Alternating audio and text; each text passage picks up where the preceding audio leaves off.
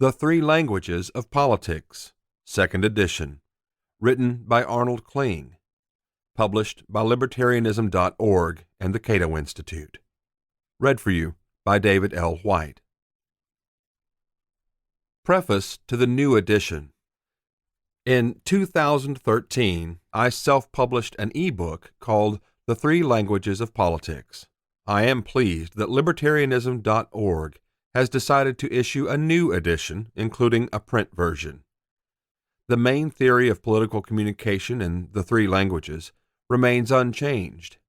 However, I am taking this opportunity to revise the presentation, to include new material, and to show how the theory applies to events that have taken place since 2013.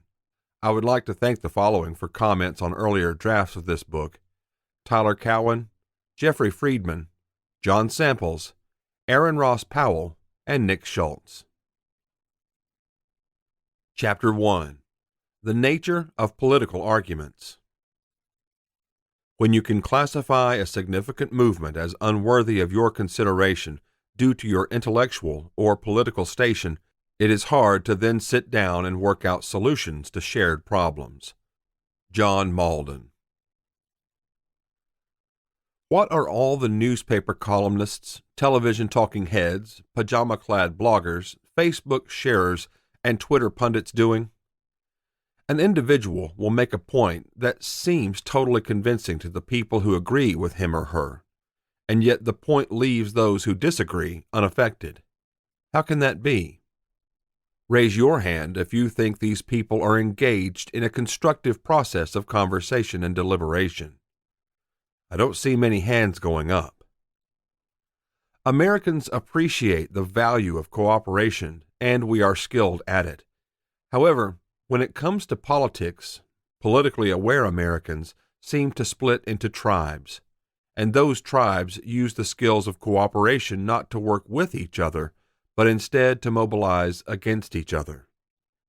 As human beings, we have the gift of language. We can use that gift to engage in deliberation, as when we sit on a jury. But we can also use that gift to try to solidify coalitions in an attempt to conquer or destroy others. I have sat on a jury. It was a difficult case without an obvious verdict to be given. We deliberated for 3 days. We treated one another with respect. We listened to one another. Many of us changed our minds during the process. Political discussion can be similarly deliberative. However, recently the trend is in the opposite direction, toward becoming more obstinate and less tolerant of other points of view. My goal in this book is to encourage people to take the first step toward healthier political discussion. I believe that this first step is to recognize the language of coalition mobilization so that we can resist being seduced by that language. If we recognize when people who agree with us are trying to close our minds and shut down discussion, then we have a chance to participate in a more deliberative process. My politically interested friends tend to sort themselves into 3 tribal coalitions: progressive, conservative, and libertarian. Progressives assert a moral superiority over conservatives and libertarians. Conservatives assert a moral superiority over libertarians and progressives, and libertarians assert a moral superiority over progressives and conservatives. They cannot all be correct, and when they think in those terms, it is unlikely that they will sit down and work out solutions to shared problems. I would like to see political discussion conducted with less tribal animosity and instead with more mutual respect and reasoned deliberation. This book can help you recognize when someone is making a political argument that is divisive and serves no constructive purpose. That person could easily be someone who agrees with you or me on the issues. It might even be you or me.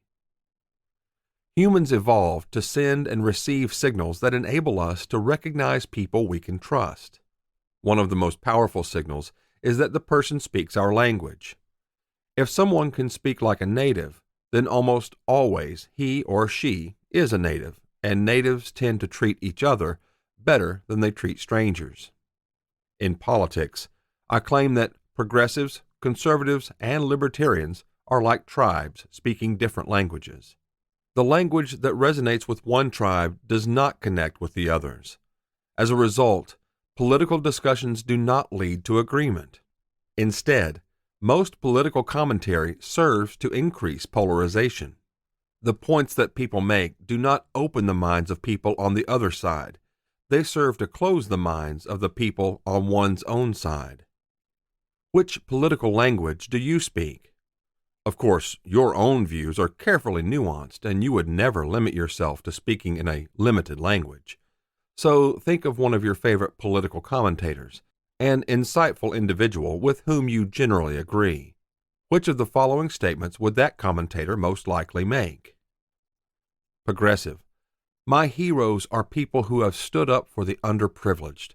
The people I cannot stand are the people who are indifferent to the oppression of women, minorities, and the poor. Conservative. My heroes are people who have stood up for Western values. The people I cannot stand are the people who are indifferent to the assault on the moral virtues and traditions that are the foundation for our civilization. Libertarian. My heroes are the people who have stood up for individual rights. The people I cannot stand are the people who are indifferent to government taking away people's ability to make their own choices. The central claim of this book is that progressive is the language of progressives, conservative is the language of conservatives, and libertarianism is the language of libertarians. If the theory is correct, then someone who chooses progressive tends to identify with progressives. Someone who chooses conservative tends to identify with conservatives, and someone who chooses libertarian tends to identify with libertarians. I call this the three-axis model of political communication. A progressive will communicate along the oppressor-oppressed axis, framing issues in the terms of the progressive dichotomy. A conservative will communicate along the civilization-barbarism axis, framing issues in terms of the conservative dichotomy. A libertarian will communicate along the liberty-coercion axis, framing issues in terms of the libertarian dichotomy. Note that the progressive is not using the phenomenon of oppression per se as a means of expressing a political viewpoint. Rather, the progressive believes that certain groups or classes of people intrinsically fall into categories of oppressor or oppressed. For example, a progressive might readily concede that Fidel Castro committed oppression, but the progressive might be much more reluctant to view Castro as belonging to the category or class of oppressors. On the contrary, some progressives would say that Castro took the side of the oppressed against their oppressors. If this seems confusing, it is because I am confused about why progressives have sympathized with the Cuban Revolution. To use another example, conservatives have complained about their treatment on college campuses, including having conservative speakers disinvited from college events or shouted down when they do appear.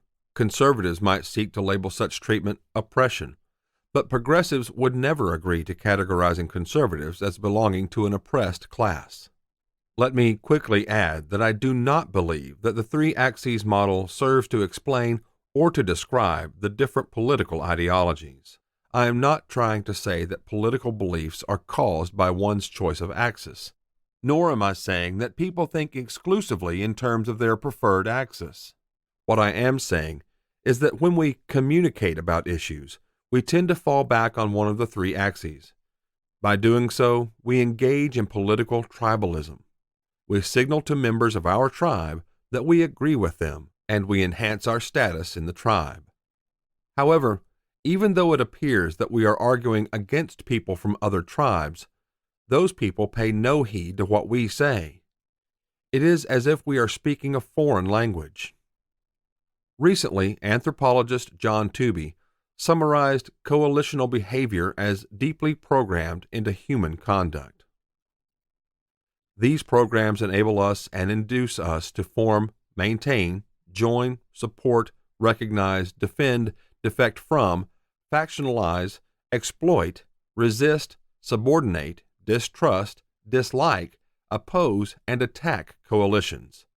Coalitions are sets of individuals interpreted by their members and or by others as sharing a common abstract identity. Moreover, to earn membership in a group, you must send signals that clearly indicate that you differentially support it compared to rival groups. Hence, optimal weighting of beliefs and communications in the individual mind will make it feel good to think and express content conforming to and flattering to one's group's shared beliefs, and feel good attacking and misrepresenting rival groups. The three axes allow each tribe to assert moral superiority. The progressive asserts moral superiority by denouncing oppression and accusing others of failing to do so. The conservative asserts moral superiority by denouncing barbarism and accusing others of failing to do so. The libertarian asserts moral superiority by denouncing coercion and accusing others of failing to do so.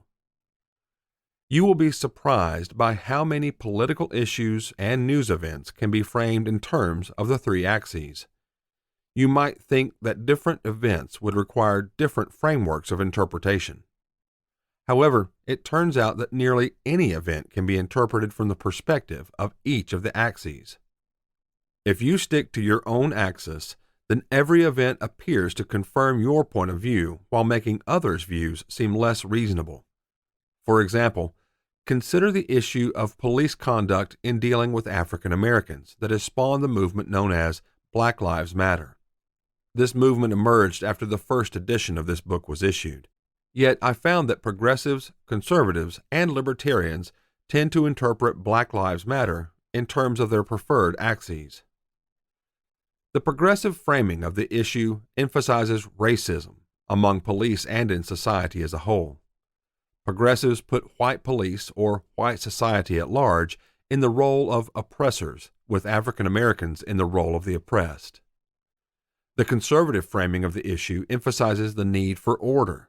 Conservatives put criminal suspects and unruly demonstrators in the role of barbarian threats, and put police in the role of defenders of civilization. The libertarian framing of the issue emphasizes the need for citizens to be free of police harassment. Libertarians put in the role of coercive agents those lawmakers who criminalize harmless activities, such as recreational drug use, as well as police who employ excessive force, while putting those who are accosted and physically harmed by police in the role of citizens who are denied their rights. With careful consideration, one can see at least some merit in all three ways of framing the issue. Police have shot African American suspects who were unarmed and not apparently dangerous, and that legitimizes concerns about racism and the oppressor versus oppressed framing.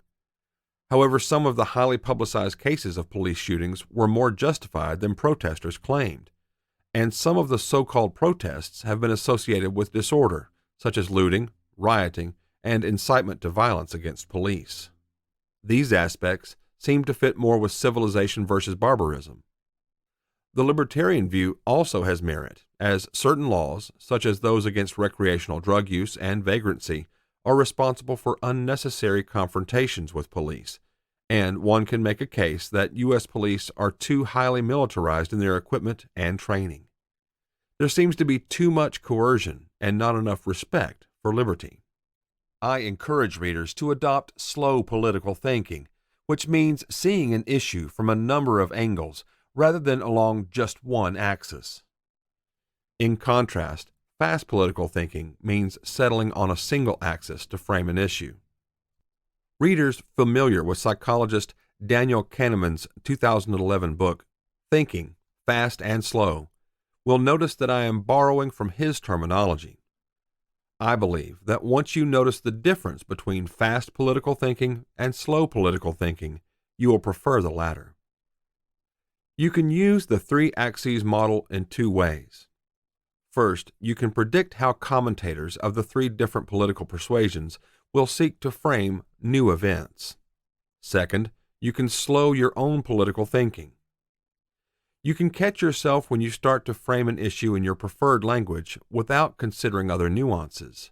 You can become more cautious about your own beliefs and less inclined to dismiss people with whom you disagree as malevolent.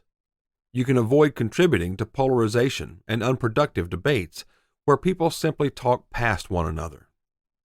Note that I apply the three axes model to arguments made by politically aware contemporary Americans. The model is not designed to apply to other time periods or countries. The Donald Trump Phenomenon. In 2016, Donald Trump surprised many people, including me, by emerging as a powerful political force and prevailing in the presidential election. Trump's success confounded many analytical frameworks that had worked well in the past, and the three axes model is not particularly helpful either.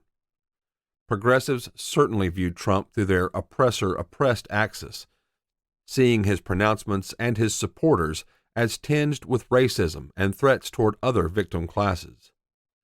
Libertarians viewed Trump through the liberty-coercion axis, seeing him as authoritarian and a danger to liberty. Conservatives, however, were divided.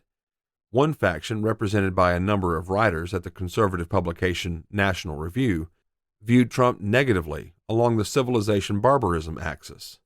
They saw Trump as scornful of important traditional institutions, including civil discourse, the U.S. Constitution, the Republican Party, and the principle of free trade. The other conservative faction saw Trump's opponent in the general election, Hillary Clinton, as a greater threat to civilization.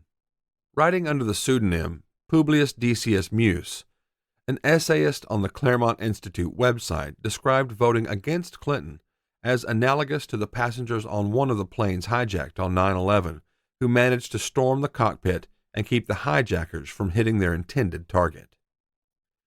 In my view, Trump opened up a new axis. He accomplished that by appealing to people who differ from those with whom I am most acquainted. Some have termed this new axis populist versus elite, or outsider versus insider. Former intelligence analyst Martin Gurry had anticipated this contest in his e-book, The Revolt of the Public and the Crisis of Authority in the New Millennium. Perhaps the main dividing line is best described in terms of cosmopolitanism. The sections of the country that most strongly supported Hillary Clinton were large cities located along the coasts where affluent people are used to engaging with foreign cultures, either locally or by traveling abroad. The sections of the country that most strongly supported Donald Trump were rural and small-town areas located away from the coast, where interaction with foreign cultures is much less frequent. To describe the cosmopolitan outlook, recall the expression bourgeois bohemians, coined by journalist David Brooks almost 2 decades ago. Brooks was describing a cosmopolitan elite, one that enjoys foreign travel and celebrates cultural diversity. The Bobos, as Brooks dubbed them, probably feel more comfortable in Prague than in Peoria. As I see it, Donald Trump's supporters were the anti-Bobos. They distrusted foreign people and cultures, but above all, they distrusted and resented the Bobos, and the feeling was mutual. Thus, the axis that I believe best fits the Trump phenomenon is Bobo versus anti-Bobo. As of early 2017, Trump seems to have a unique ability to champion the anti-Bobos. In contrast, the progressive, conservative, and libertarian outlooks that I describe in this book are all held by different subsets of the Bobos. I assume that the differences among these outlooks will remain relevant, notwithstanding Trump's success. Chapter 2. Applying the Three Axes Model. Consider the following examples of phenomena for which I give 3 possible reactions. In each case, I use the Three Axes Model to frame the issues in terms I believe will resonate with conservatives, progressives, or libertarians, respectively. I am not saying that these hypothetical reactions are precisely what people with these different viewpoints would say. However, I predict that conservatives will tend to find my hypothetical conservative interpretations of the phenomena to be the most congenial. Similarly, I expect progressives and libertarians will be inclined to agree with the interpretations that are based on what I think of as their preferred axes. 1. Interpreting the Holocaust, in which Nazis murdered millions of Jews. Along the conservative civilization barbarism axis, I would offer an explanation that sees the Holocaust as illustrating the evil that people will do when their institutions break down. The Germans were once a civilized people, and they have returned to being a civilized people. However, their defeat in World War I, the punitive Versailles Treaty, and the economic traumas of hyperinflation and depression caused Germans to abandon their traditional institutions. Under the spell of the Nazis, the Germans engaged in genocide. To prevent such horrors, we need to make sure that traditional religion and government remain legitimate in the eyes of citizens. Traditional institutions represent civilization. Abandoning traditional institutions leads to barbarism. Along the progressive oppressor-oppressed axis, I would offer an explanation that sees the Holocaust as an example of the dangers of ethnic prejudice.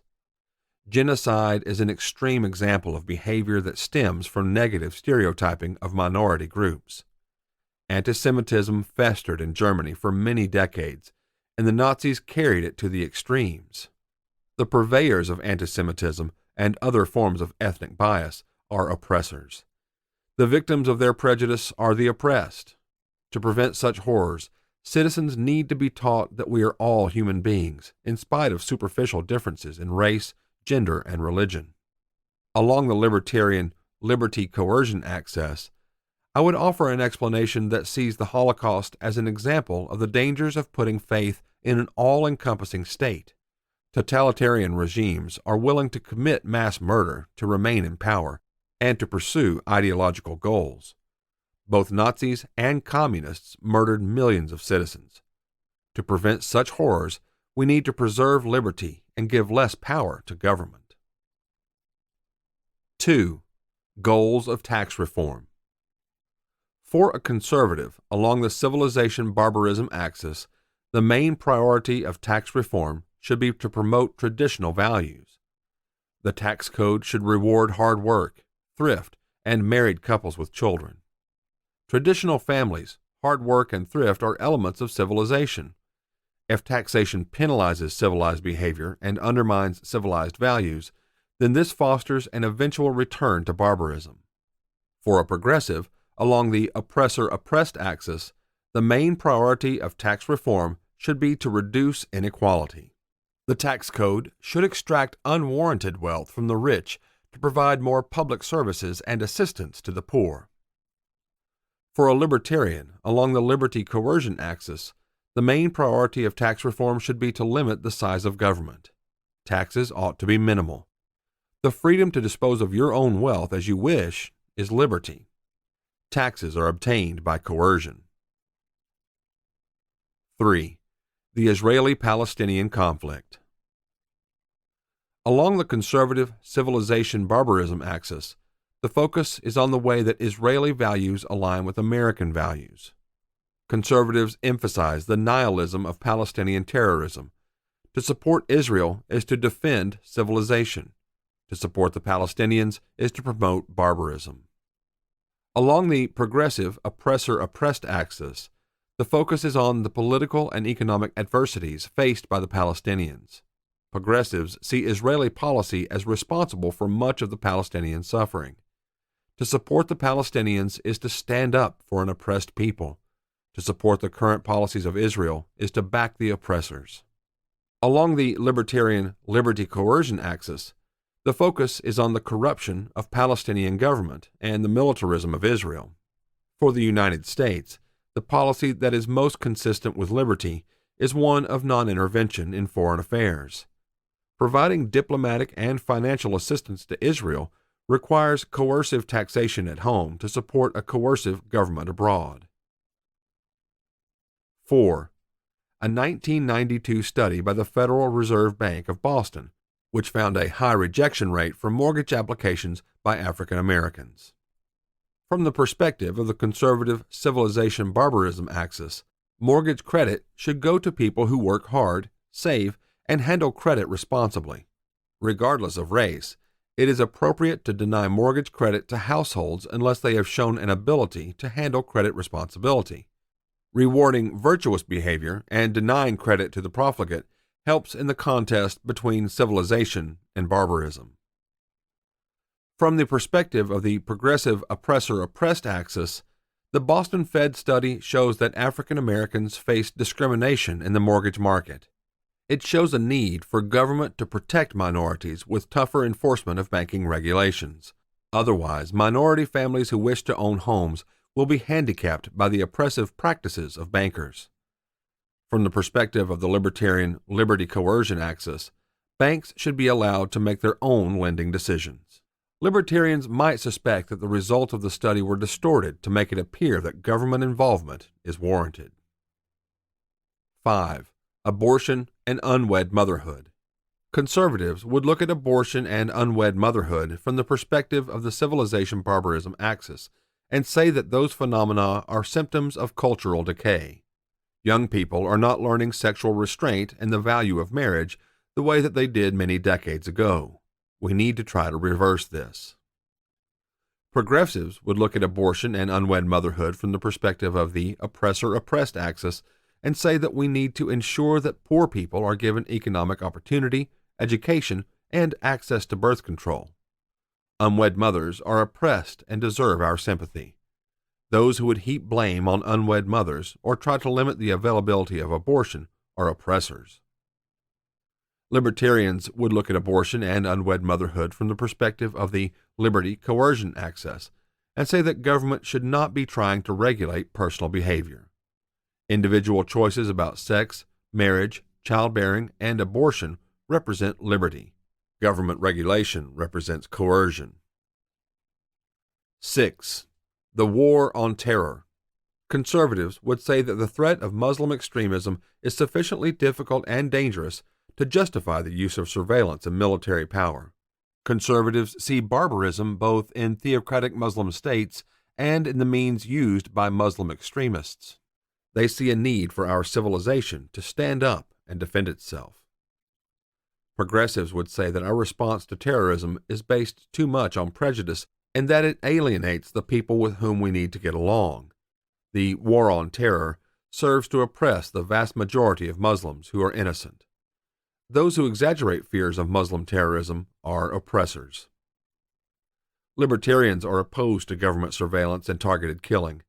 Libertarians are skeptical whenever government declares a war because this can provide a pretext for curtailing liberty. The war on terror involves an unjustified expansion of government coercion. 7. A baker, citing his or her religious views, who refuses to bake a wedding cake for a gay marriage. Conservatives would say that religion is important for civilization. They would argue that the baker's freedom to exercise his or her religion should be protected.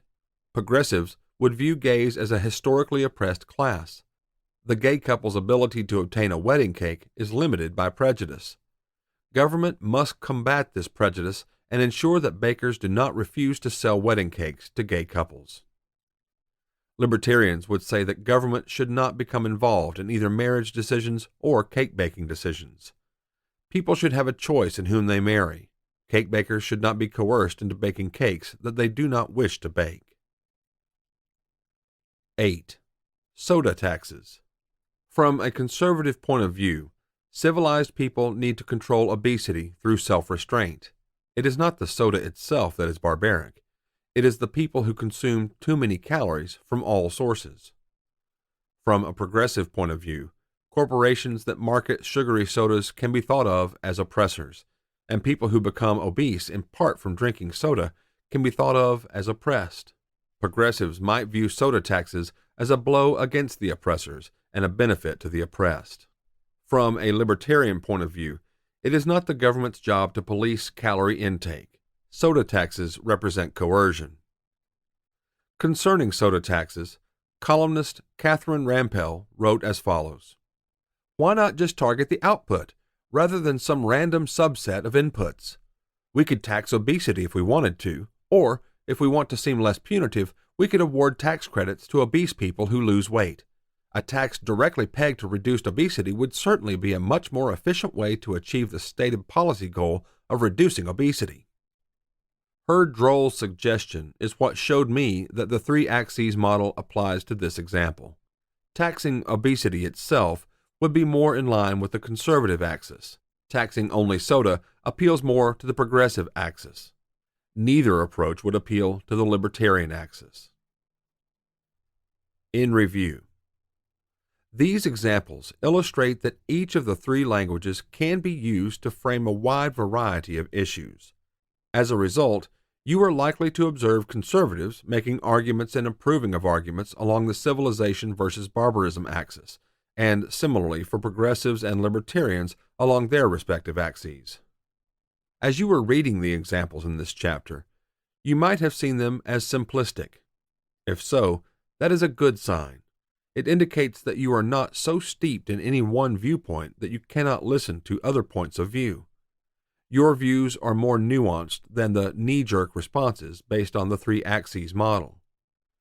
You employed slow political thinking rather than slipping into fast political thinking. I believe that the three languages of politics are used as part of fast political thinking. The main prescriptive theme of this book is that you should hesitate when you find yourself inclined to frame an issue in terms of your preferred political language. Instead, try to switch over to slow political thinking. Before proceeding, let me reiterate some key points. 1. I propose that the three dominant moral frames, oppressor-oppressed, civilization-barbarism, and liberty-coercion, are useful in a descriptive sense. I call this the three axes model. Those moral frames do not necessarily describe how people arrive at their opinions. However, the frames do predict the language that people are likely to use in political communications. 2. I am not saying that the ideologies of progressivism, conservatism, and libertarianism can be boiled down to just these three moral frames. Each of those ideological tendencies is in fact complex and multifaceted. 3. Turning from the descriptive to the prescriptive, I believe that linguistic differences and negative stereotypes are dangerous. Politically aware Americans use those frames to assert moral superiority. They take it for granted that once an issue has been framed in their preferred way, it is settled. I believe that each of us can reason more constructively and deliberate more effectively across political tribes if we recognize that we tend to be overly attuned to our preferred language. We can reduce our level of political anger by better understanding the other languages. While listening to another language, you can still carry the belief that you are right, and you do not need to split differences or compromise. However, you should be less inclined to demonize people who speak different political languages. For politically engaged Americans today, ideology has become a powerful marker of identity. It is useful to think of progressives, conservatives, and libertarians as rivalrous, hostile tribes. As such, they have developed linguistic differences and negative stereotypes of one another, which the three axes model can help to articulate. In a tribe, political language is used to assert the moral superiority of one's tribe. Communicating using the preferred axis of the tribe is good for reassuring others of one's loyalty to the tribe, for lifting a person's status in the tribe by pleasing those who agree with him or her, and for whipping up hostility against other tribes.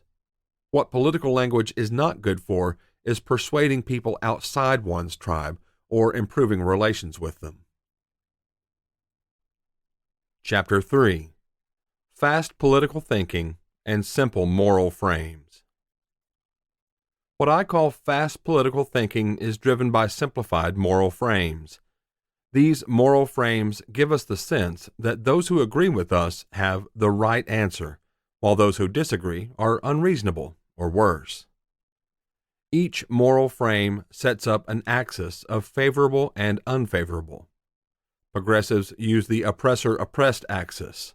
Progressives view most favorably those groups that can be regarded as oppressed or standing with the oppressed, and they view most unfavorably those groups that can be regarded as oppressors. Conservatives use the civilization-barbarism axis. Conservatives view most favorably the institutions that they believe constrain and guide people toward civilized behavior, and they view most unfavorably those people who they see as trying to tear down such institutions. Libertarians use the liberty-coercion axis. Libertarians view most favorably those people who defer to decisions that are made on the basis of personal choice and voluntary agreement, and they view most unfavorably those people who favor government interventions that restrict personal choice. If you have a dominant axis, I suggest that you try to learn the languages spoken by those who use the other axes. Don't worry, learning other languages won't make it easy for others to convert you to their point of view. By the same token, it will not make it easy to convert others to your point of view. However, you may become aware of assumptions your side makes that others might legitimately question.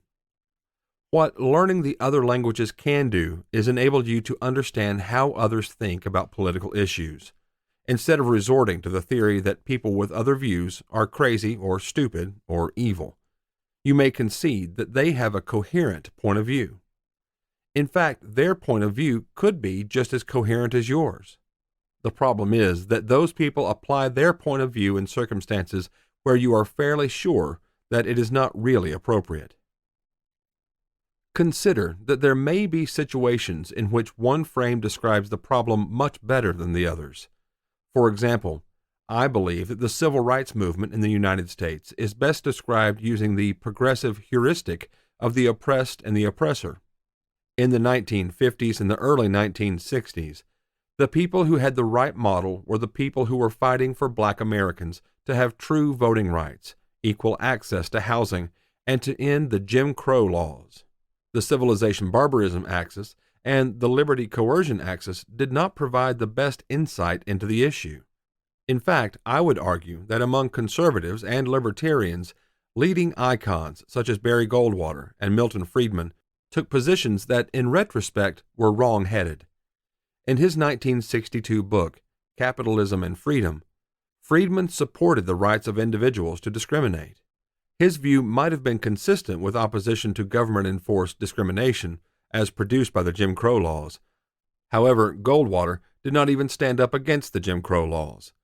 Instead, he supported the rights of states to enact such laws against the authority of the federal government. Conversely, consider the issue of urban crime, which became a major issue in the 1970s. The conservative model of stricter law enforcement and stronger police presence appears to have had some success in reducing urban crime. As a result, it has become much less fashionable than it was in the 1960s to think about crime solely in the terms of root causes related to oppressed classes. Finally, consider the criminalization of marijuana. For many decades, this policy was based on the conservatives' civilization barbarism analysis. Marijuana was thought to lead to degeneracy, and therefore it should be outlawed.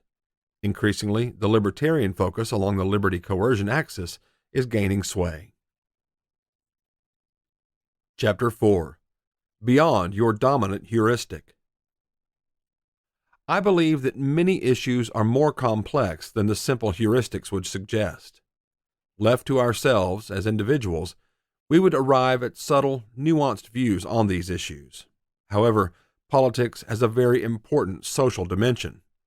The language we use to convey our positions to others typically does not reveal the nuances and doubts we hold as individuals. As a social phenomenon, political discussions invite us to position ourselves relative to others. We want to raise our individual status in our own tribe, and we want to reduce the status of other tribes. By framing issues in terms of our preferred axis, we appear to accomplish both of these goals. We impress the people who agree with us, and we delegitimize those who disagree. However, to the extent that we might like to see the discussion lead to improved understanding, our political debates are frustrating and endless. Each tribe expresses itself along its preferred axis. As a result, we talk past one another rather than communicate. Moreover, we have a tendency to demonize those with whom we cannot communicate. Rather than consider that they may have a reasonable point of view, we come to believe that they are our opponents along our preferred axis. Thus, if you are a progressive focused on the oppressor-oppressed axis, you may come to view conservatives and libertarians as being on the side of the oppressors. If you are a conservative focused on the civilization barbarism axis, you may come to view progressives and libertarians as enemies of civilized values. And if you are a libertarian focused on the liberty-coercion axis, you may come to view progressives and conservatives as champions of coercive government. Learning to speak other political languages can enable you to look at political debate from a point of view detached from your preferred heuristic. I am not saying that you should give up your preferred heuristic. However, you will find it useful to detach from it on occasion. Detachment can help you understand those who use different heuristics. It also might enable you to employ slow political thinking rather than fast. Detachment can help us see the merit in other points of view and avoid taking our own views to erroneous extremes. Detachment can lead us to take a charitable view of others' disagreement rather than retreating into demonization. Learning the other political languages might help us to have conversations instead of shouting matches. Cognitive scientist Gary Kling uses the term decentering. He writes, "Decentering is not about empathy, intuiting how others might be feeling. Rather, it is about intuiting what others are thinking. It is about imagining what is going through another person's mind. It is about getting inside someone else's head. Being able to take someone else's perspective lets people disagree without escalating into conflicts." Taking a charitable view of those with whom we disagree is rare in the political media.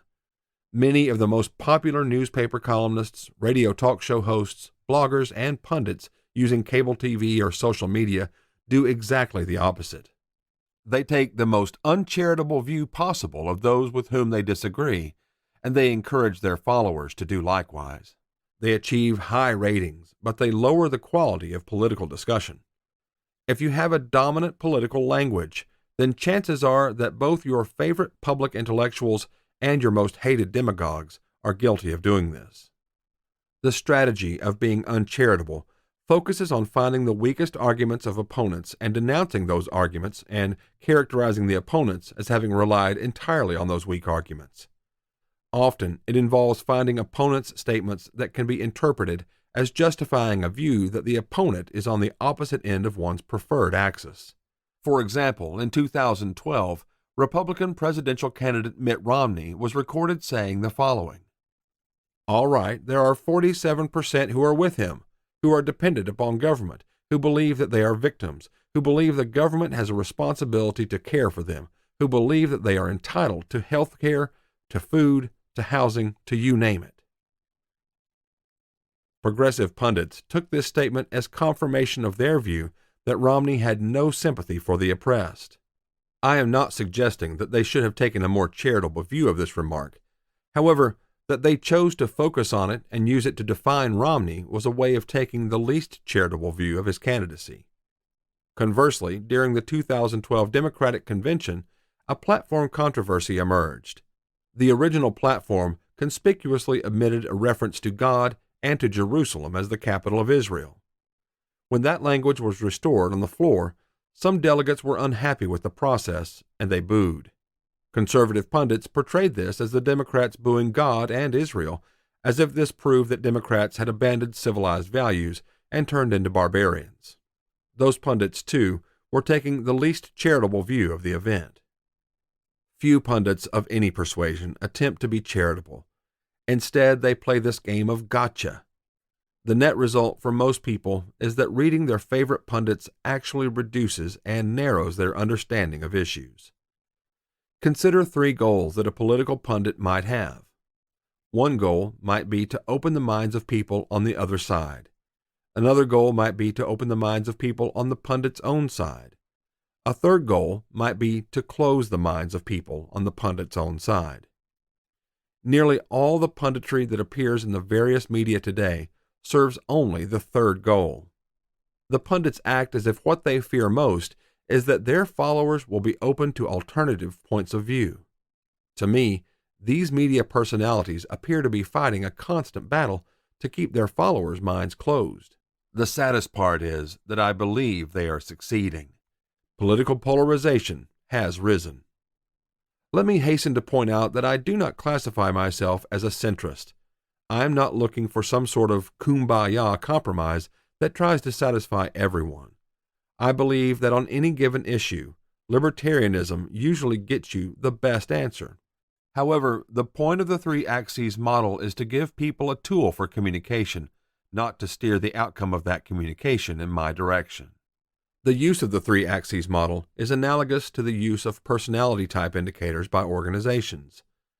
Experts in organizational behavior believe that some of the friction that often builds among people in an organization results from personality differences. Many training programs are based on the idea that increased knowledge of personality psychology can enable employees in an organization to better understand one another and to benefit from the strengths that people with different personalities bring to the enterprise. The first personality test widely used in business was the Myers-Briggs Type Indicator. That test remains very popular, even though many academic psychologists prefer something known as OCEAN, or the five-factor model. Before I elaborate on the analogy between understanding other political languages and understanding other personality types, let me emphasize that I am not trying to explain differences in political beliefs as a function of personality type or psychological makeup. That may be an interesting project, but I want to stay away from it. I want to encourage taking everyone's political opinions at face value, rather than demeaning others by saying that you believe X because you have personality type Y. Reductionism, or taking other people's opinions at less than face value, is suited to closing minds on one's own side, which is the opposite of my goal here. With the three axes model, I am not trying to help you explain away the political beliefs of those with whom you disagree. On the contrary, I am proposing a framework that provides insight into the different languages spoken by people of various political ideologies.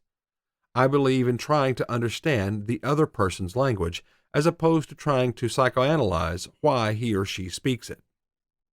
When businesses use Myers-Briggs, their goal is to enable people to detach from their preferred style of thinking to better communicate with and manage people with different styles. For example, some people are inclined to think in big picture terms, whereas others are inclined to think in details. Absent any training, the big picture person thinks that the detail-oriented person is small-minded. The detail-oriented person sees the big picture person as careless. Each thinks that the other is stupid. However, in many situations it is necessary to combine both outlooks. Successful organizations are able to integrate people who focus on the big picture with people who are concerned with details. Understanding your Myers-Briggs type in relation to other types can enable you to respect, to communicate with, and to manage people with personalities different from your own. Another Myers-Briggs axis is known as judging versus perceiving, with the former preferring to see issues as closed and the latter more comfortable treating issues as open. A judging manager is inclined to drive team meetings toward conclusions, checking off decisions before others can process and accept them. A perceiving manager is inclined to let meeting participants ruminate longer and is even willing to reopen questions that appear to have been decided earlier. In the absence of Myers-Briggs training, a meeting run by a judging type will drive a perceiving type nuts, and vice versa. With the training, each type of person can more easily detach from his or her own point of view, to appreciate the merits of the other's style, and to communicate with the other type of person more effectively.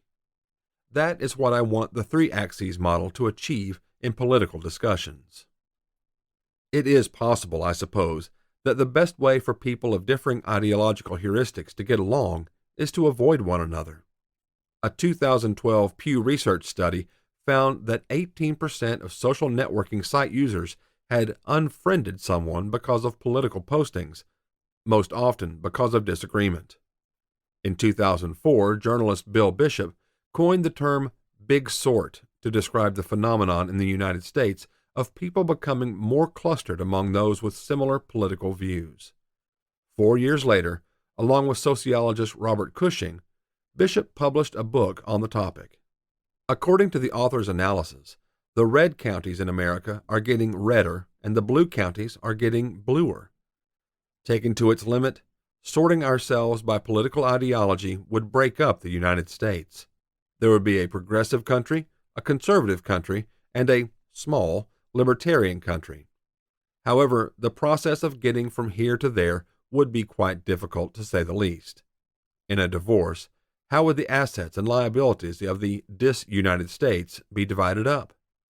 What court system would have jurisdiction regarding disputes between citizens of conservative America and progressive America? For me, a politically segregated America would be dystopian, if it were even feasible. I like most of the people with whom I disagree. If anything, I have more close friends among people who differ from me politically than among those who share my political outlook. Another fantasy is to cause the demise of other ideologies by eliminating their voices in education and the media. If you are progressive with such a fantasy, you want to get rid of Fox News, talk radio, right-wing think tanks, and advertising funded by corporations and wealthy conservatives. If you are a conservative, you want to get rid of tenured radicals on college campuses, political correctness in public schools, and the mainstream media. For their part, libertarians for decades have been seeking to educate Americans, particularly in economics. Brian Kaplan, a libertarian economist who wrote the 2007 book The Myth of the Rational Voter: Why Democracies Choose Bad Policies, believes that more economic education leads to more libertarian views. What I am suggesting here is that we treat differing ideologies as if they were languages to be understood rather than heresies to be stamped out. Perhaps your ultimate goal is to win people over to your ideology. But to use an oft-quoted phrase from Stephen Covey's best-selling 1989 book, The 7 Habits of Highly Effective People, seek first to understand, then to be understood. In fact, I do not think one's goal should be to win everyone over to the same ideology. I think one's goal for others should be that they have open minds, and if that is my goal for others, then it should also be the goal that I set for myself. Chapter 5. Your Mind on Politics. Motivated Reasoning.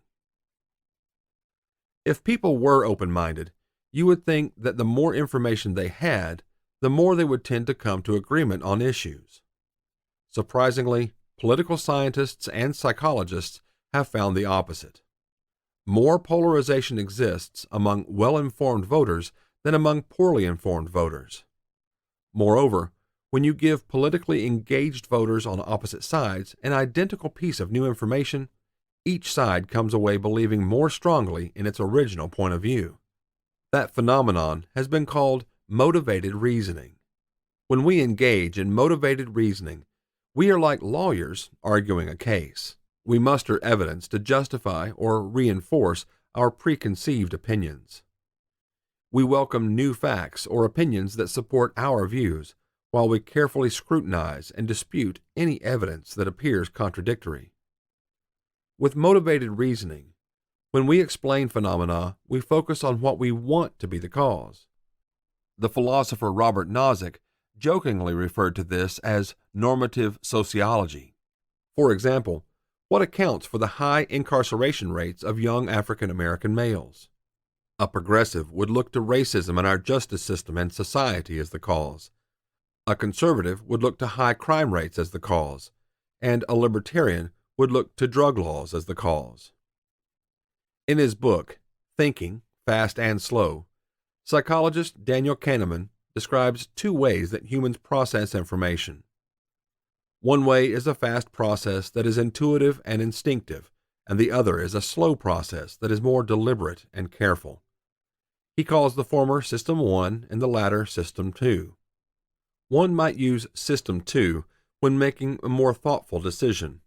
However, Kahneman emphasizes that often we engage System 2 not to make a decision, but instead to rationalize a conclusion reached by System 1.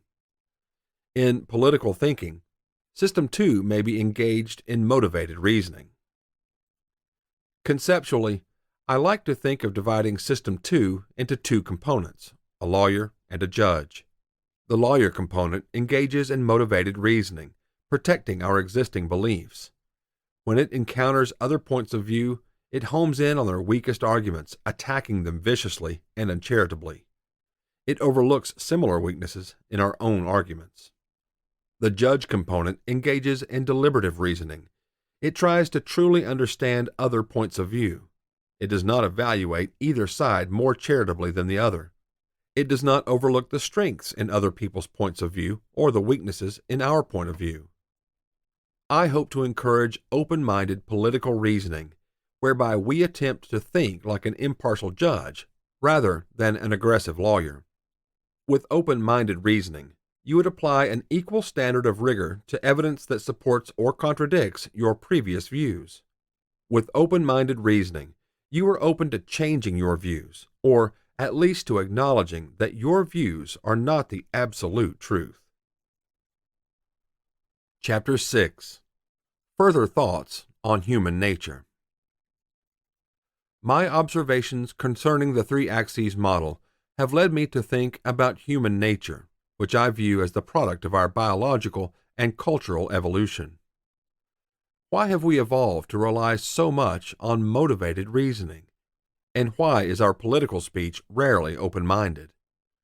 Why do we have separate political tribes in the first place? Why do we have the tribes of progressivism, conservatism, and libertarianism? You should treat my thoughts on human nature as highly speculative. They are based in part on my interpretation of the work of various scholars, but those scholars should not be blamed for any errors in my views.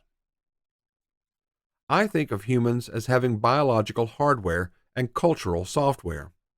Our biological hardware consists of the capabilities and inclinations that we acquired during the long period when human society consisted of small bands of hunter-gatherers. Our cultural software consists of the norms and habits that we have developed over the years. Our hardware is difficult to change. Our software can adapt and evolve rapidly.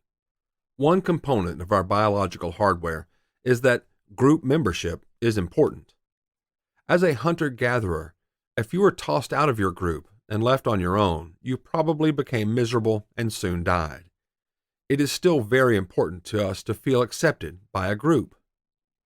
Other components of our biological hardware help us to formulate and enforce norms against cheaters. For example, it is in the interest of an individual to steal food from others in a group. However, if everyone thinks it is easier to steal food than to work for it, then no one will work for food and the group will starve. We have a number of traits that serve to prevent that. We have hardware programs, instincts, that lead us to obey social norms and to encourage others to obey social norms. First, as Adam Smith pointed out, we have a desire for high self-regard. In part, we want to be recognized by others as being admirable. Moreover, each of us has what Smith called an impartial spectator, or conscience, which makes us feel happier when we believe that we are acting in a way that others will regard highly. Following group norms is a way to please the impartial spectator. We have an instinct to recognize and reward cooperators, meaning people who obey social norms even when it is not in their immediate interest to do so. We have an instinct to punish defectors, meaning people who opportunistically violate social norms. Another component of group-oriented hardware is our desire for prestige in a group. We value prestige, we compete for prestige, we admire prestigious individuals, and we seek to imitate those people. For example, in academia, markers of prestige include academic rank, such as adjunct professor, assistant professor, associate professor, full professor, or chaired professor. In addition, academics pay attention to departmental and institutional rankings. Competition is keen to obtain positions that have high prestige. In contrast, we resent dominance, in which powerful individuals attempt to rule over others using intimidation. In small bands of apes, when one ape becomes too dominant, other apes will form coalitions to defeat the alpha ape. Groups must balance the need to enforce norms with the need to adapt. If the group is unable to enforce social norms, then there will be too much cheating and cooperation will break down. However, If the group is too rigid in its social norms, then it will fail to adapt to new circumstances.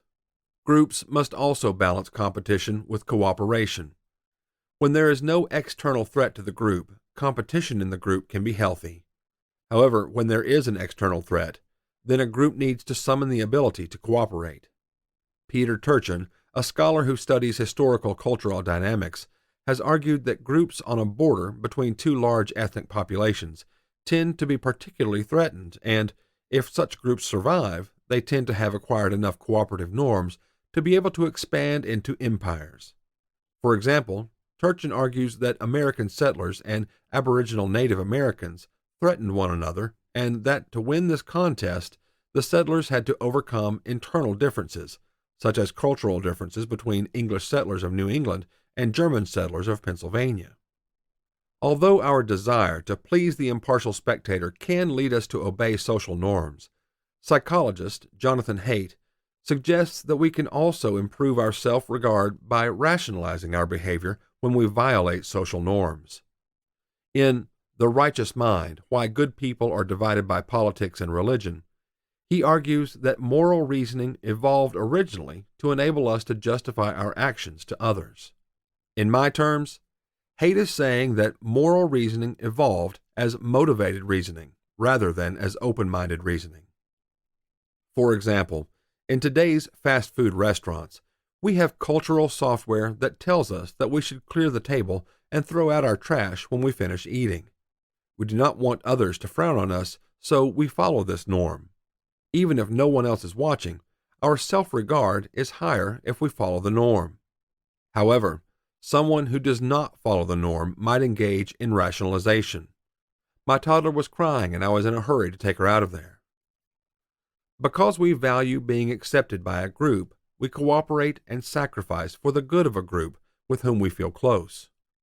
We have much less natural willingness to sacrifice in order to help distant strangers. In addition, we care about the status of our group or tribe relative to that of other tribes. Successful tribes are ones in which status in the tribe depends in part on demonstration of tribal loyalty. A tribe will expect you to demonstrate loyalty by participating in unpleasant rituals and by making sacrifices for the benefit of a tribe. A tribe will punish disloyal members with banishment. It will reward loyal members with higher status. One reads of hunter-gatherer tribes in which coming of age requires engaging in some act of war against a rival tribe. In most modern organizations, you do not have to kill or injure an opponent to achieve status. However, many of the other methods of demonstrating tribal loyalty are still very much present. Rituals, linguistic differences, requirements to affirm group beliefs, and so on. One of the ways to affirm group beliefs is to participate in the verbal denunciation of other groups. Because displays of loyalty can enhance one's status in a tribe, we can expect individuals to attempt to cheat or to game the system by appearing to make sacrifices and to participate in unpleasant rituals without actually doing so.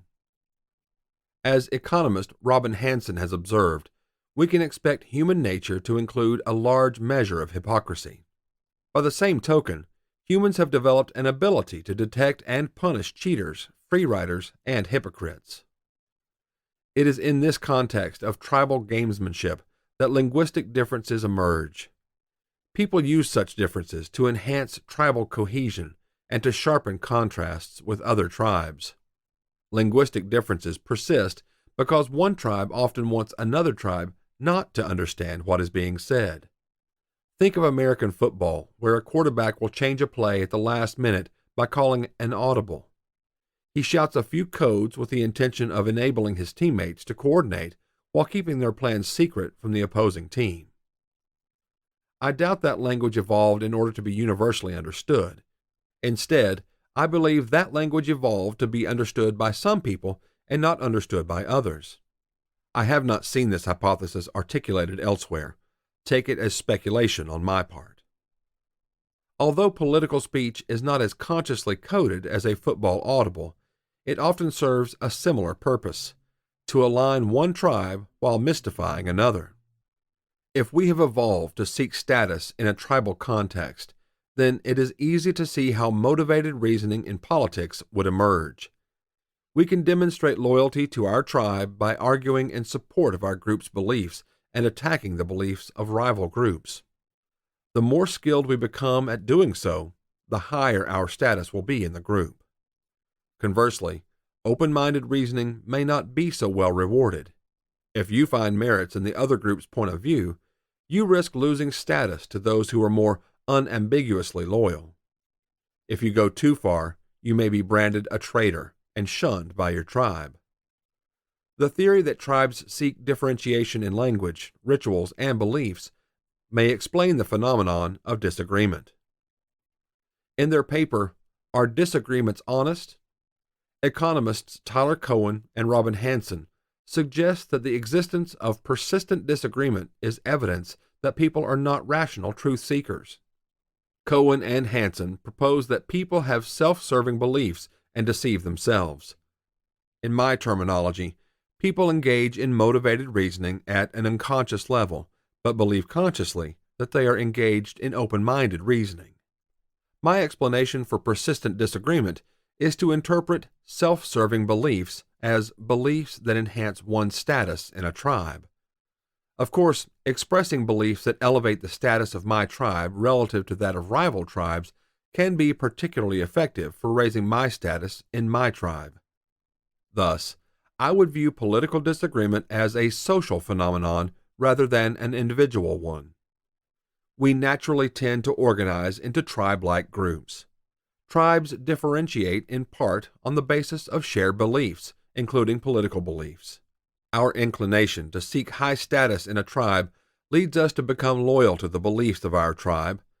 This results in persistent disagreement. Why do we not coalesce into one big political tribe? Or conversely, why do we not have more smaller political tribes? One possible answer is that political tribes fit different personality types. If there are a few personality types that differ from one another, then this might explain political tribal alignments.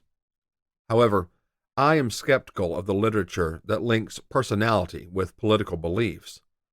For example, some personality psychologists employing the five-factor model, openness, conscientiousness, extroversion, agreeableness, and neuroticism, claim that progressives are higher on openness than conservatives. At the same time, I observe that there are very strong ethnic and regional differences in political preferences, which I doubt can be traced to personality. Yet is there a much higher proportion of people with high openness living in San Francisco as compared with Orange County in California? Is high openness what makes African Americans and Jews vote so heavily Democratic? They are based in part on my interpretation of the work of various scholars, but those scholars should not be blamed for any errors in my views. Another possibility is that people have a desire to affiliate with a large group that is viewed as having a high moral purpose. Such an idea has been proposed as an explanation for loyalty to a nation-state by Robert Nesbitt in The Quest for Community and by Daniel Klein in The People's Romance. Moreover, the sense of moral purpose is strengthened if the group can be distinguished from other groups. That is, the significance of our moral purpose is higher if our group has an enemy. For many centuries, major religions met people's desire to belong to a large group with a higher moral purpose. Many people attached great significance to their religious affiliation. They went to war over differences in religious faith. Psychology professor Jordan Peterson has written the following. In a sophisticated religious system, there is a positive and negative polarity. Ideologies simplify that polarity and, in doing so, demonize and oversimplify. I believe that it is not a coincidence that as religious sentiment has weakened, political sentiment has strengthened. There remains an instinct to divide the world between a highly principled we and an amoral they, and political beliefs can serve that purpose. Moreover, just as people used to be able to quickly identify co-religionists by their use of distinctive expressions associated with a particular faith, I think that people today can quickly identify political allies by listening for arguments that employ their preferred axis. If I may be allowed to speculate further, I would suggest that the individual axes I have identified happen to have strong emotional appeal. They speak to deep concerns. They may not be embedded in our biological hardware, but they have deep roots in our cultural software. For example, the oppressor-oppressed axis is an essential element in the biblical tale of the Exodus, one of the most well-known and powerful stories ever written. The oppressive Egyptian pharaoh is one of history's most infamous villains, and Moses, the leader of the oppressed Hebrew slaves, is one of its most famous heroes. And I would note that American Jews often can be found among the progressives who respond to the oppressor-oppressed axis. I would note also that Karl Marx tapped into the oppressor-oppressed axis with his depiction of the capitalist class and the proletariat. My claim is that the enduring power of the Exodus story is a sign that our cultural software includes a strong resonance with the oppressor-oppressed axis. The story would not have achieved such a central place in Western culture if people were indifferent to oppression. The civilization-barbarism axis is also deep-seated. Peter Turchin points out that in times of war, each side thinks it's fighting against a barbaric race. With history being written by the winners, we think of the Romans as representing civilization in their conflict with outsiders. However, with a little reflection on Romans' conduct, slavery, deadly gladiatorial combat, we can see that the case that they represented moral virtue against barbaric opponents is not so clear-cut. Returning to the present, as Americans, we may have no doubt that suicide bombing is a barbarous tactic, but that aerial drone strikes are legitimate. However, in countries where drone strikes have killed innocent civilians, the outlook might be different. My reading of Turchin is that under conditions of war, an advantage accrues to groups that are able to demonize their enemies as barbaric, because such a belief strengthens the fighting spirit of the group's soldiers. Part of the cultural software that promotes group survival is a willingness to do whatever it takes to win a war. Cultures that survived are cultures that could fight more cohesively. They were aided by a belief that they were defending civilization against barbarism. Our cultural ancestors were sensitive to the civilization versus barbarism axis, and we have inherited some of their sensitivity. Jordan Peterson, in his YouTube lectures, suggests that many ancient myths include a sequence of events in which a good king dies, a bad king inherits the throne and becomes a tyrant, and the bad king's tyrannical rule results in chaos. A new hero rises to fight the forces of chaos, and the new hero becomes a good king. The hero in these myths must overcome all three of my negative polarities: oppression, barbarism, and coercive tyranny. The cultural software that aligns with the liberty-coercion axis may not be as easily located in ancient stories, but one can find recent examples. These examples include the stories of the American Revolution, Patrick Henry's famous words, "Give me liberty or give me death," Mark Twain's The Adventures of Huckleberry Finn, and George Orwell's 1984. Again, the ideas in this section are highly speculative, and the errors contained here do not necessarily invalidate the three-axis model. That said, this section can be summarized as follows. People need to affiliate with groups. Moreover, as we settled into larger groups than hunter-gatherer bands, we evolved a need to belong to groups that embody a higher moral purpose. For centuries, major religions met this need, but now the need is being met increasingly by political affiliation. When it comes to affiliating with groups that embody a higher moral purpose, we do not naturally fragment into small groups or coalesce into a single group. Instead, we seem to have a tendency to divide into large tribes.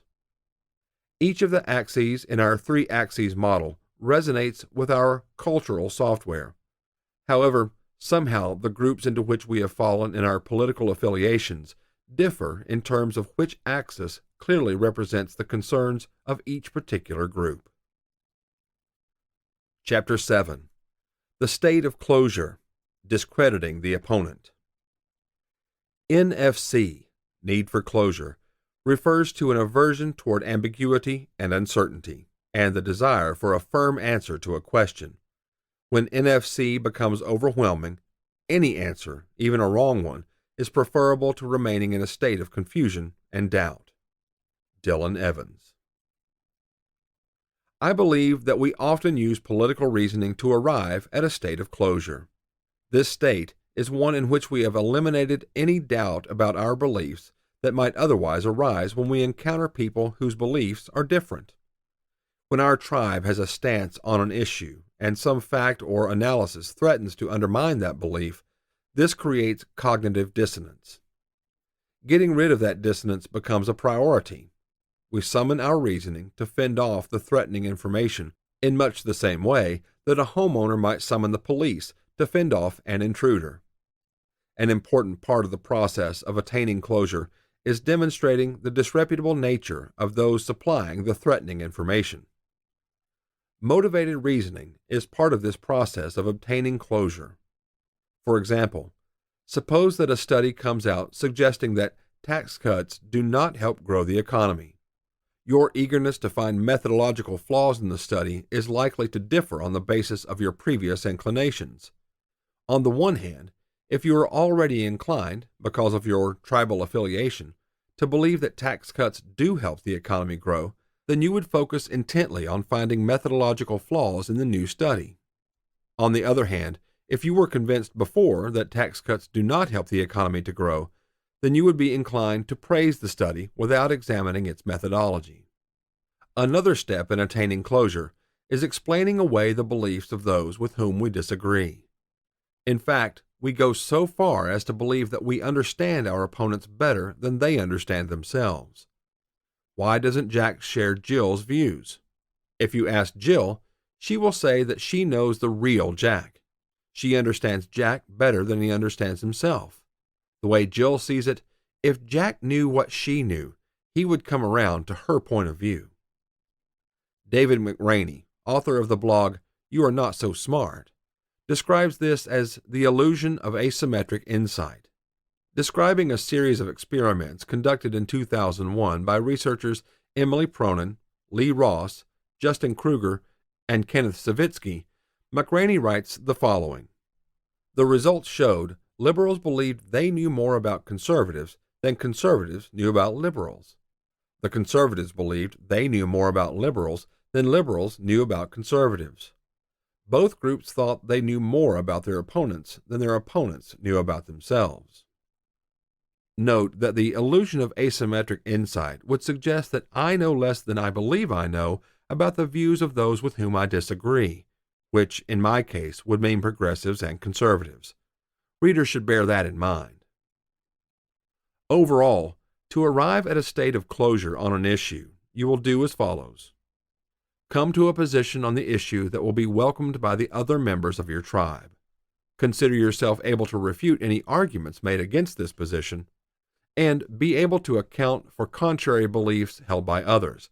This ability means you will use asymmetric insights that account for why other people are unable to recognize that they are wrong. My claim about the three axes model is that one's dominant heuristic plays an important role in this process of closure, particularly at the third step. As a progressive, you have achieved closure when you have become convinced that those with whom you disagree are at best indifferent to the suffering of the oppressed. As a conservative, you have achieved closure when you have become convinced that those with whom you disagree are at best indifferent to the phenomenon of people losing their respect for civilized values and institutions and reverting to barbarism. As a libertarian, you have achieved closure when you have become convinced that those with whom you disagree are at best indifferent to the expansion of government scope and power. If you are a progressive, you may find yourself saying that what conservatives and libertarians really want is a hierarchical society where the rich can exploit the poor at will. As a conservative, you may find yourself saying that what progressives and libertarians really want is to tear down all of society's civilizing institutions. As a libertarian, you may find yourself saying that all progressives and conservatives want is a freedom-smothering nanny state. Attributing bad motives to other tribes is part of this drive for closure. Chapter 8.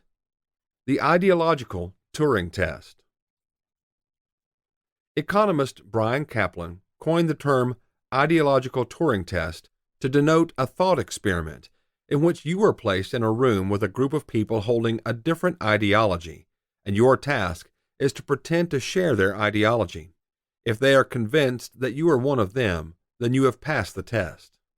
To pass the ideological Turing test, you would have to genuinely understand an ideology with which you do not agree.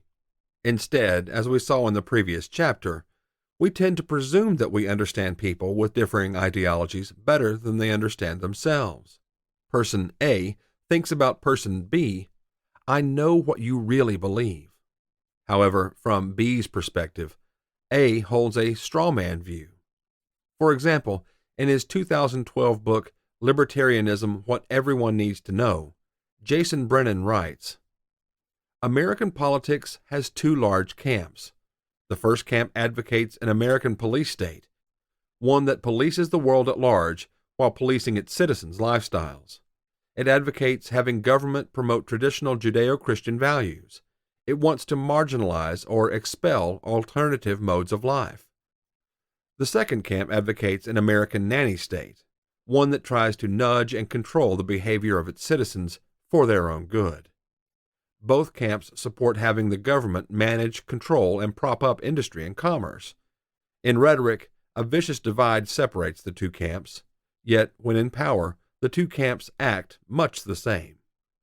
That characterization of progressives and conservatives would not pass an ideological Turing test. If you walk into a room of conservatives and advocate an American police state, the conservatives will not embrace you.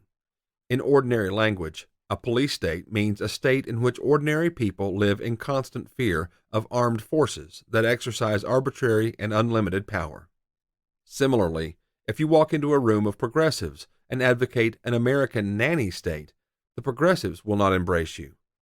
In ordinary language, a nanny state means a state perceived as having excessive control over the welfare of its citizens, such as the mental institution in Ken Casey's 1963 book, One Flew Over the Cuckoo's Nest. In that institution, the staff employs rules and manipulative techniques that are supposedly in the best interest of the patients, but which deprive those patients of freedom and dignity. Such a state is so compulsive in its effort to shield us from the consequences of our weaknesses that we lose our individual agency. As much as we may not like the restrictions that conservatives wish to impose upon others, it is an overstatement to claim that those restrictions would amount to a police state.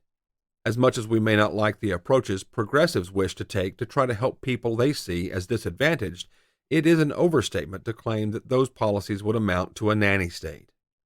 To say that those dystopias are what conservatives and progressives advocate is to put up straw men. These straw men are equivalent to a false argument that says libertarians want to see poor people starve. You are welcome to argue that libertarian policies would cause poor people to starve. However, if you say that you advocate having people starve, libertarians will not embrace you as one of their own. You will not pass an ideological Turing test. I believe that using the three axes model could help one to pass an ideological Turing test. That is, if you are with a group of progressives and you frame an issue in terms of the oppressor-oppressed axis, then you will be viewed as an ideological soulmate. Note, however, that the oppressed groups must belong to generally accepted social classes viewed as oppressed. Do not attempt to smuggle in conservatives as an oppressed group. This also works if you are with a group of conservatives and you frame an issue in terms of the civilization-barbarism axis, or if you are with a group of libertarians and you frame an issue in terms of the liberty-coercion axis.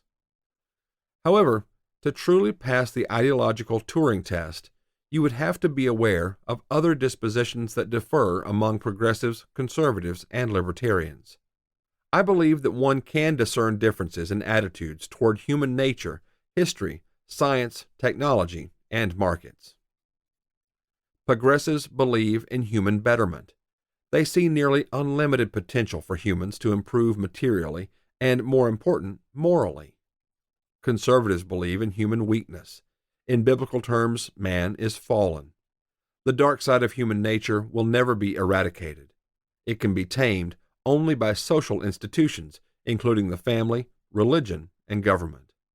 Take away those institutions, and what emerges is a situation similar to what is described in William Golding's 1954 novel, Lord of the Flies. Libertarians believe in human rationality. People pursue ends, and they act as they do for good reasons. Progressives are inclined to revere science. They believe that science can help in the project of human betterment. They put social science on par with physical science, and they embrace social science as a guide to public policy. They believe that they must protect science from conservatives who disdain it. Conservatives are inclined to revere the past, including religious tradition. Conservatives tend to be less optimistic than progressives and libertarians about the future. Conservatives fear that civilization is, or will soon be, in decline because of a loss of traditional values. Libertarians are inclined to revere technology, whether it is Ayn Rand, writing of industrialists, or modern libertarians extolling Bitcoin. Libertarians see technology as a liberating force. Libertarians are less likely than progressives or conservatives to be concerned with the adverse effects of technology. Progressives view markets as unfair. Progressive economists focus on what are termed market failures, which they believe can and must be addressed by using government policy. Even more troubling in their view is that success in the market often reflects luck, and it may be an unjust reward for exploitation. Conservatives view markets as promoting virtue. Success in the market must be earned and is usually well-deserved. Libertarians view markets as promoting peaceful cooperation. Everyone succeeds in the market because each voluntary exchange benefits both parties, and the entire network of voluntary exchange creates prosperity. In short, there is more to the difference among progressives, conservatives, and libertarians than the moral frames along the three axes. But if one is going to pass an ideological Turing test, it is particularly important to understand those moral frames. Chapter 9. I'm reasonable, they are not. Who among us has not thought the following? I cannot be pigeonholed on the basis of heuristics. I arrive at my political beliefs through careful reasoning and consideration of the evidence. It is a characteristic of those who share my political beliefs that we carefully weigh the facts and arrive at realistic, sound conclusions. It is a characteristic of those on the other side that they are slaves to dogma and impaired in their use of reason. Just as each of us believes in our own free will, each of us believes that we are open-minded, whereas others are unreasonable. Concluding that others are unreasonable is a necessary step in the process of arriving at closure, as described earlier. One of my prescriptions for slow political thinking is to try to avoid telling yourself, I'm reasonable, they're not. Instead, I would suggest the following rule of thumb. The only person you are qualified to pronounce unreasonable is yourself. You are qualified to tell other people that they are wrong, but you are not qualified to tell other people that they are unreasonable. Only they can be the judge of that. In fact, one corollary of the rule of thumb is that when you find yourself pronouncing those with whom you disagree as unreasonable, that would be a good time to be concerned about your own reasonableness. Rather than pronounce others as unreasonable, I recommend just focusing on explaining where they are wrong. If by some chance they pronounce themselves unreasonable, then fine, but you are not qualified to do so. On rare occasions, individuals discover that they have been unreasonable. For example, I have taught economics at a high school where athletes are sometimes dismissed early to go to games. One day, I came to class with materials to hand out for a project, and 4 students had already left without telling me or making any arrangements with me in advance. I was angry, and I sent them an email telling them that their grade for the quarter was going to be reduced by 5 points. The students were in the wrong. It is customary at the school for students to notify teachers at least 1 day in advance of planned absences, and it is a rule that they must arrange to make up work. However, I had not established ahead of time any penalty, so I came to the conclusion that I had been unreasonable, and I rescinded the email. I will concede that such events are rare, but they do indicate that people are capable of pronouncing themselves unreasonable. Pronouncing others unreasonable, in contrast, helps us achieve closure, but it does not help those people. I would say that if you are lucky, sometimes you can convince others that they are wrong. They may go on to conclude that their previous beliefs were not reasonable, but pounding the table and asserting that someone else is being unreasonable adds nothing to your argument. Chapter 10. Using all three languages. Examples. One benefit of being able to understand all three languages of politics is that it becomes easier to recognize the reasonableness of the positions held by others. Those positions still may seem wrong, but it will be possible to understand where other people are coming from. For example, consider immigration policy. Like many libertarians, I am in favor of open borders.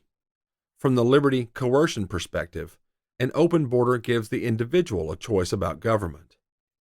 The more that people are denied that choice, the worse off they are. Consider North Korea, for example, where citizens are essentially prisoners of the regime. In the case of the United States, I would like to see anyone be allowed to work here and to apply for citizenship. I see the employment relationship as a voluntary agreement that benefits both parties. I do not believe that one's ability to live and work in the United States should be impaired because you happen to be born somewhere else. Obviously, not everybody sees it that way.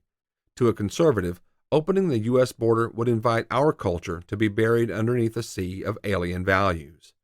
It would be an open invitation to terrorists and to other barbarian threats. National boundaries are an integral part of the traditional order, say the conservatives, and the potential for disorder from tearing them down seems alarming. To a progressive, the idea of aiding people who are oppressed in other countries has appeal. However, the United States already has an asylum program that is intended to accomplish that. Progressives worry that allowing more people to work here will drive down wages, adversely affecting an important oppressed group, namely low-skilled working people. Those of us on the open borders side of the issue would argue that protecting American low-skilled workers makes life worse for the low-skilled workers who are not allowed to immigrate, but this argument does not really compute along the oppressor-oppressed axis. Although I think that conservatives and progressives are both wrong on the issue, I think they are being reasonable. Given their respective concerns, their positions make sense. Consider another difficult issue, that of determining the cause of the mortgage meltdown that produced the financial crisis of 2008. Each heuristic can provide a plausible explanation.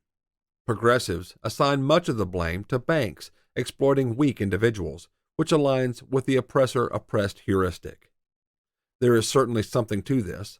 Financial institutions are more sophisticated than individuals. Many of the mortgages that borrowers took on were loans with adjustable rates that would have made them very expensive. Nevertheless, there are some problems with this narrative. Many of the borrowers began to miss payments well before the interest rates adjusted. Many of the loans that defaulted were for non-owner-occupied homes, indicating that borrowers were engaged in speculation. Finally, the financial cost of default was borne much more by investors than by borrowers.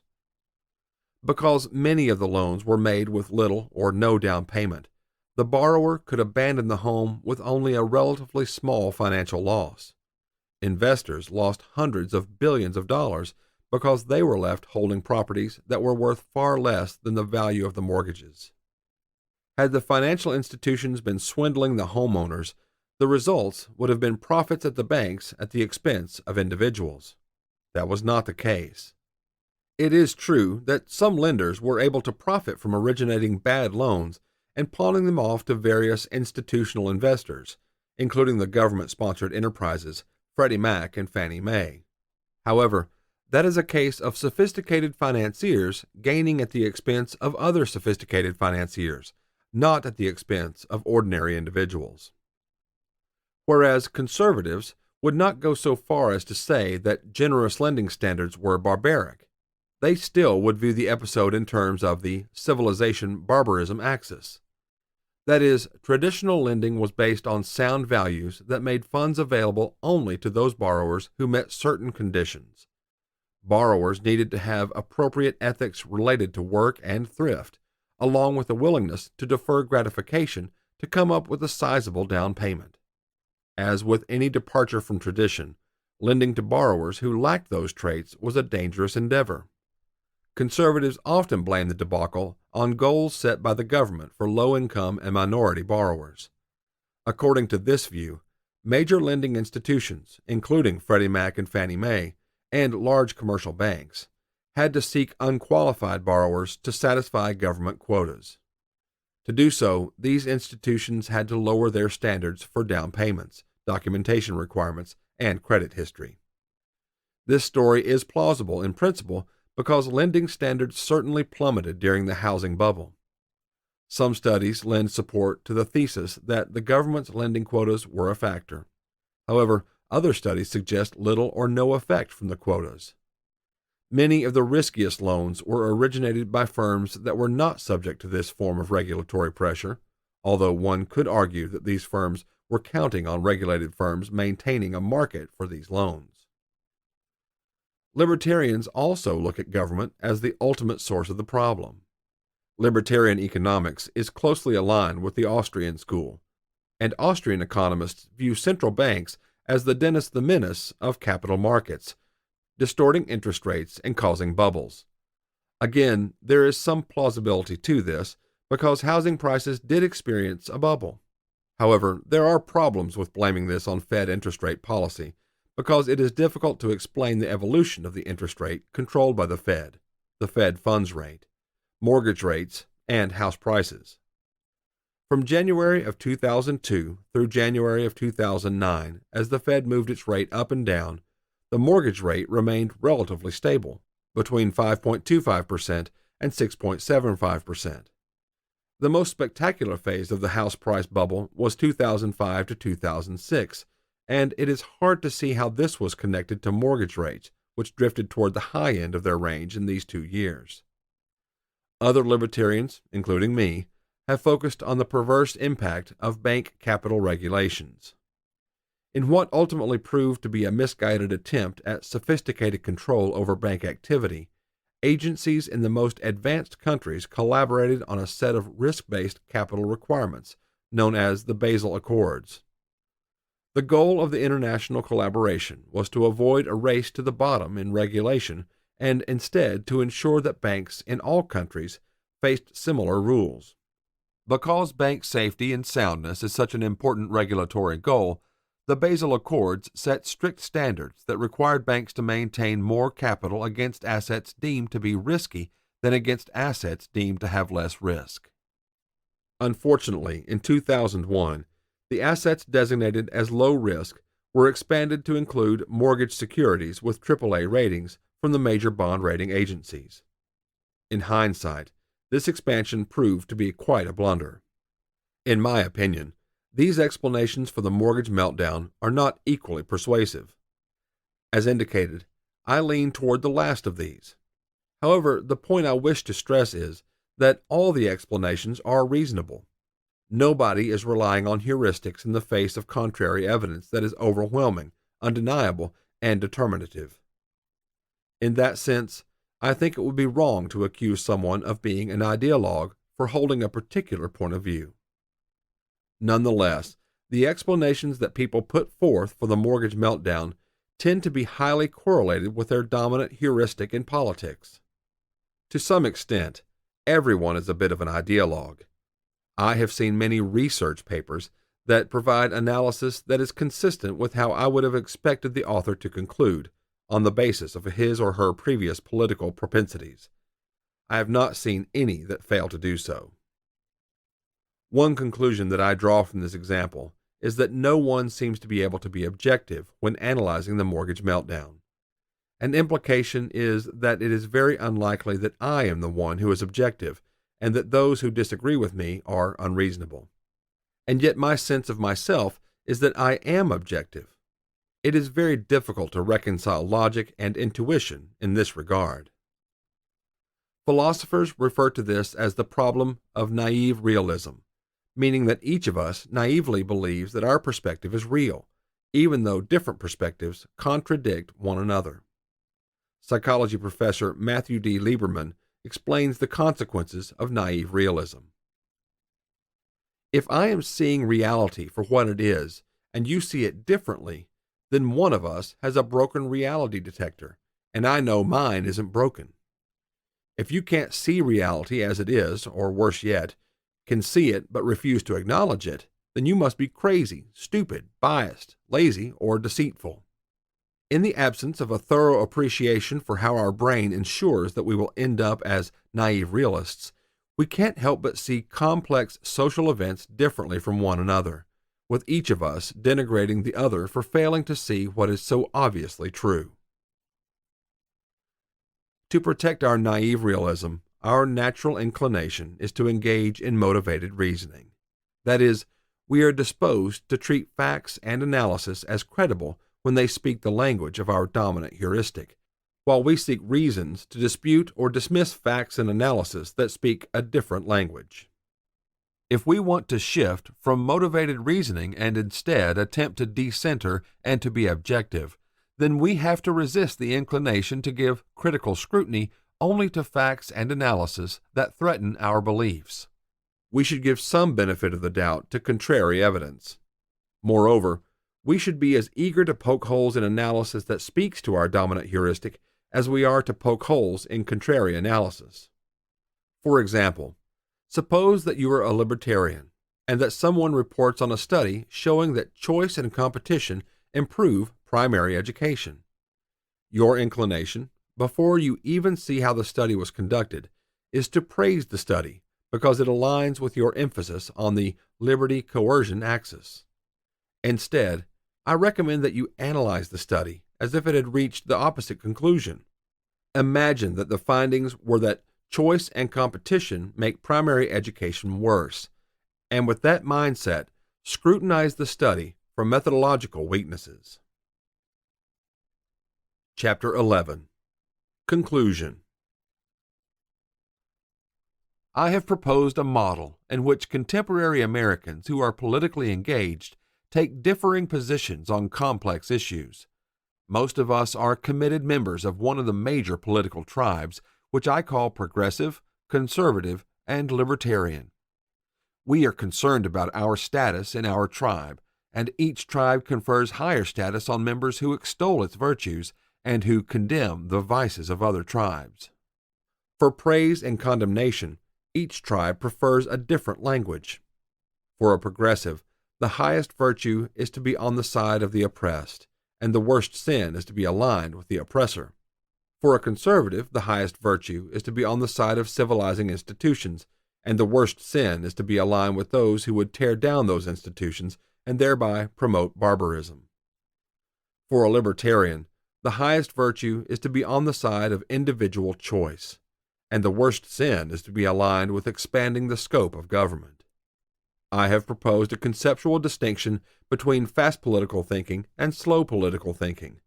I believe that complex issues demand slow political thinking. Instead, the three languages of politics play a prominent role in motivated reasoning, which narrows our minds, producing friction, anger, and frustration with those with whom we disagree. The three languages let us reach closure too readily, so that we lose sight of the ambiguity that is often present in difficult political issues. We can reason more constructively by remaining aware of the languages of politics.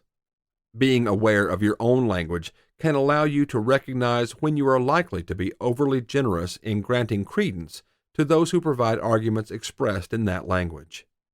Being aware of other languages can give you better insight into how issues might appear to those with whom you disagree. Thinking of political differences as differences in language can help to reduce frustration. However, the language metaphor goes only so far. With language, there is hope that you can translate what you want to say in your language into the language that someone else understands. Unfortunately, there is no one-for-one translation that takes you from a given political language to another. I believe that most difficult political issues are sufficiently complex that they cannot be understood fully using just one heuristic. If that is the case, then we probably will be much wiser if we can detach ourselves from our preferred language. In addition, treating people who use other heuristics as reasonable is likely to prove a less stressful and more productive way of approaching politics than treating the other heuristics as heresies that must be stamped out.